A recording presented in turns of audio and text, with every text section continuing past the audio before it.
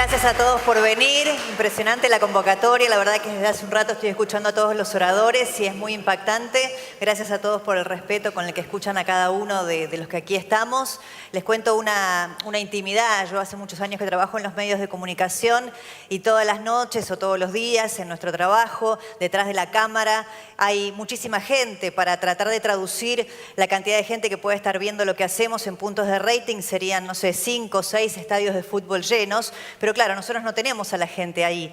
Entonces, tenerlos a todos ustedes tan cerca a veces puede resultar intimidante. Así que, bueno, gracias por el respeto y por estar acá, por el recibimiento tan cálido. Y también gracias a Marcelo Katz. La verdad que cuando me contó del proyecto CLIC, yo estoy en Buenos Aires con mucho trabajo y le decía que iba a ser difícil poder congeniar todo, pero me lo transmitió con tanta pasión y con tanto entusiasmo, bueno, que acá estoy, y lo mismo que Ale Melamed, que me motivó muchísimo para participar esta noche de la charla. Así que, bueno, gracias a ambos por la invitación y el aplauso es válido, para Marcelo Katz por esta iniciativa tan fantástica. Me preguntaban, bueno, cuáles han sido los clics en mi vida y los clics que tenían que ver también con mi pertenencia al pueblo judío.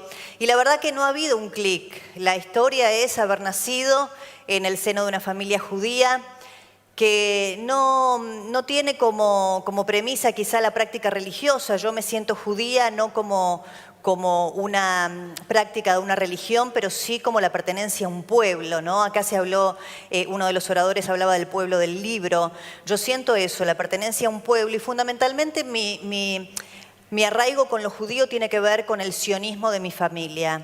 Mis padres, ni bien se casaron, cuando mi padre había recién terminado la universidad, se recibió de médico aquí en la Argentina y se fueron a vivir a Israel.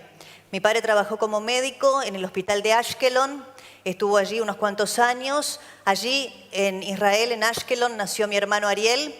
Y después de la Guerra de los 6 días, mis padres volvieron a la Argentina. Algunos años después nací yo. Y mi padre, cuando volvió al país, cuando volvió a Argentina, bueno, sus compañeros de estudio ya estaban trabajando como médicos aquí, y más allá de la trayectoria hospitalaria que después hizo, le dijeron que era conveniente buscar un lugar para establecer un consultorio médico en la provincia de Buenos Aires. Mis padres no tenían ningún arraigo en la provincia particular porque eran los dos del 11, pero bueno, empezaron a recorrer y por alguna razón fortuita, mi padre eligió la zona norte de la provincia de Buenos Aires para trabajar. Puso un consultorio en una localidad que se llama General Pacheco, en donde todavía atiende hoy, después de 40 años, el mismo consultorio, atiende primera, segunda y tercera generación de pacientes. Y la casa familiar en Martínez, que queda muy cerca, es en el partido de San Isidro. Y claro, allí me crié yo, siempre fui a escuelas laicas, el Colegio del Estado, educación pública, universidad también. Y la particularidad en ese entonces es que en el barrio en el que yo vivía, en Martínez y en San Isidro, no tenía un judío o un chico judío amigo en 100 kilómetros a la redonda. No obstante, el judaísmo siempre estuvo presente puertas adentro de mi casa, pero fundamentalmente lo que había era un profundo sionismo en mis padres, que todavía hoy defienden y mucho el Estado de Israel. El clic en mi vida más bien vinculado con lo profesional, porque lo que tiene que ver con el judaísmo viene conmigo desde entonces, bueno, fueron varios. El primero para mí ha sido el atentado a la AMIA. En ese momento a mí me parece que cambió en la Argentina la percepción respecto de la comunidad judía argentina por parte del resto de la sociedad. Comenzó lamentablemente a partir de esa tragedia a tener una visibilidad mayor lo que eran las instituciones comunitarias y también la relación de los judíos argentinos con el resto de la sociedad. Y cambió incluso el lenguaje con el que desde los medios de comunicación se hablaba de la comunidad judía. Ese fue un primer clic, sin duda. Yo después empecé a transitar en los medios de comunicación y hubo varios clics, varios momentos que a mí me marcaron. Yo hoy elegí uno, les cuento muy rápido, que podría haber elegido cualquiera de las coberturas de los hechos de trascendencia mundial que me tocaron cubrir. La particularidad de nosotros los periodistas, yo siempre supe que tenía esta vocación desde muy temprana edad. El monopolio de la palabra escrita en mi familia lo tenía mi madre, que es escritora. Entonces yo elegí los medios audiovisuales. Y cuando empecé a trabajar como periodista me di cuenta que lo que más me apasionaba era que los hechos de trascendencia mundial o sociales en la Argentina, yo no los vivía como espectadora, sino como protagonista.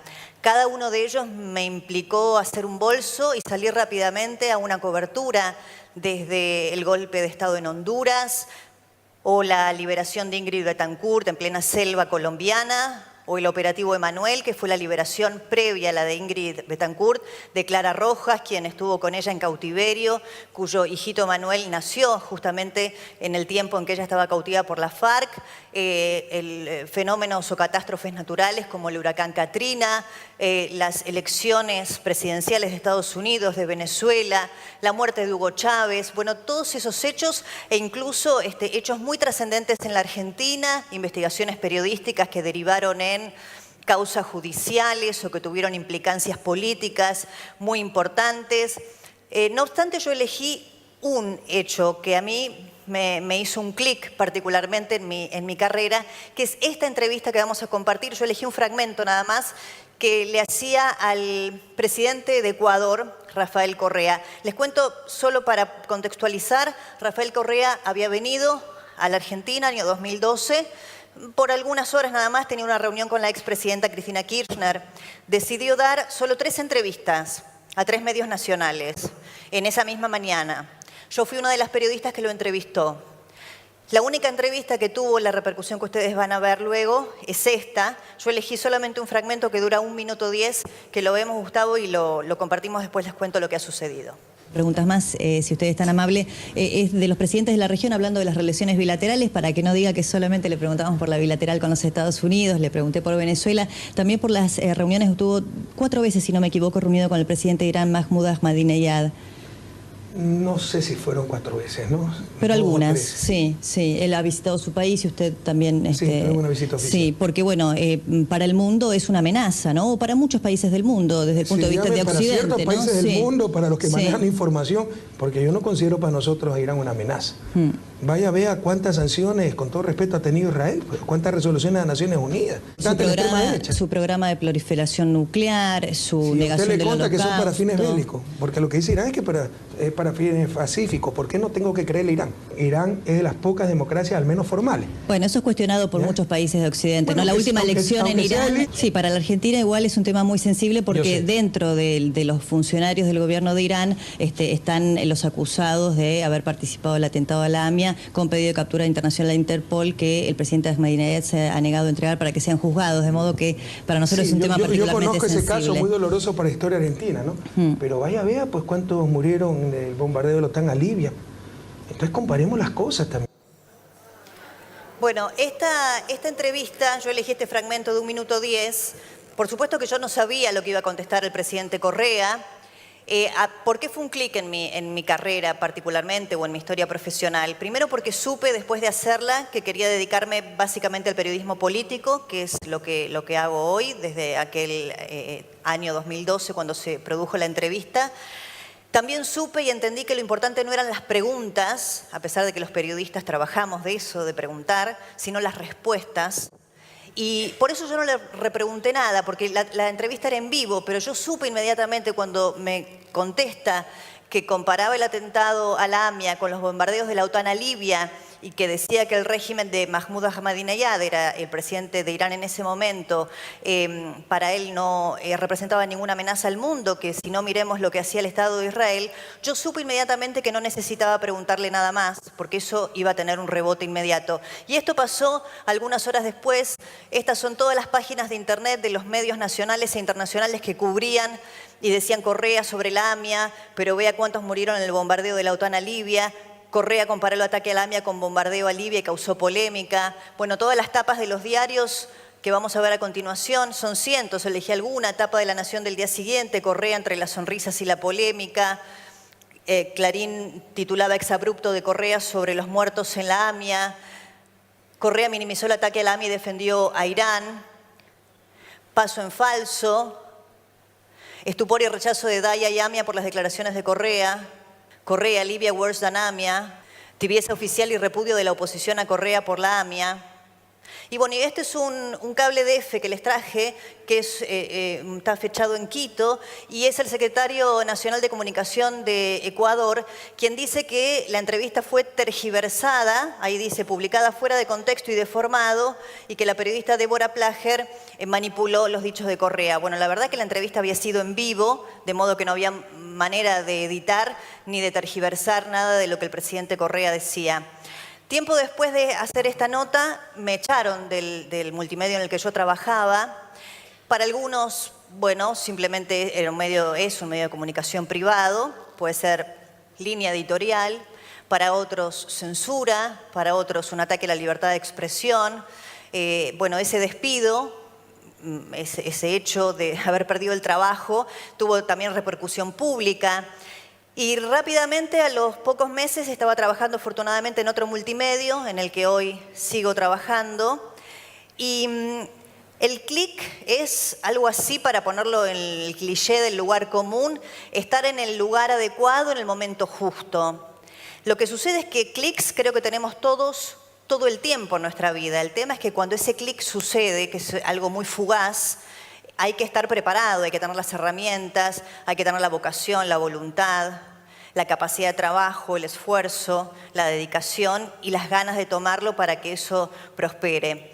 Bueno, yo empecé a trabajar en el programa en el que todavía estoy, pero claro, acá se habló de la resiliencia también, ¿no? Tenía que adaptarme de estar muchos años trabajando en espacios periodísticos que yo conducía, que eran propios, a un espacio coral, donde somos muchos periodistas, 8 como mínimo, que todas las noches intercambiamos ideas.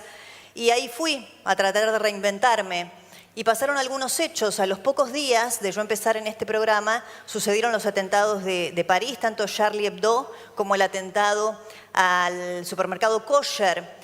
Y claro, en el programa se empezaron a tratar temáticas que antes no se abordaban, como el fundamentalismo islámico, qué pasaba con la comunidad judía en Francia.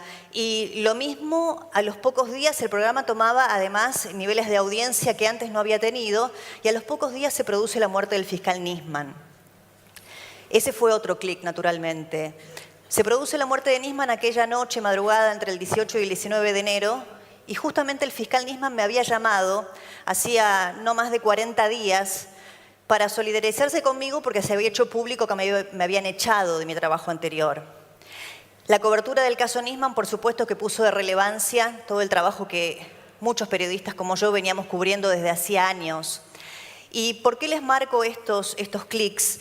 Porque preparando esta charla que iba a dar hoy, me di cuenta de que todos tenían un mismo hilo conductor. Empezaban en mi historia familiar, en una familia judía, profundamente sionista, con un hermano nacido en Israel, el atentado a la AMIA, la entrevista al presidente Correa, que me hablaba o elogiaba a un presidente como Ahmadinejad, que no solamente era negacionista del Holocausto, sino que públicamente pedía la destrucción del Estado de Israel. Me echaron de un trabajo por esa y otras posiciones políticas. Me reinserto laboralmente, otra vez Nisman, otra vez AMIA, otra vez el eje Irán, Venezuela, Argentina. Y ahí lo que advertí es que cuando uno no se traiciona a sí mismo, cuando uno habla desde las convicciones, cuando uno hace su trabajo, el que sea, desde los propios valores, desde nuestros propios condicionamientos éticos, más temprano que tarde los logros se realizan, los logros llegan, sobre todo para los jóvenes, ¿no? No traicionar nunca lo que uno es. Y yo me di cuenta en este tiempo, y hoy, después de algunos años ya trabajando en los medios, que todos los días cuando ejerzo mi labor profesional, soy una periodista argentina, soy una periodista argentina, mujer, soy una periodista argentina, mujer, judía, soy una periodista argentina, mujer, judía, sionista. Y todas esas cosas confluyen para que creo que pueda hacer mi trabajo con mucha honestidad. Desde esa honestidad intelectual es que creo que los logros terminan llegando.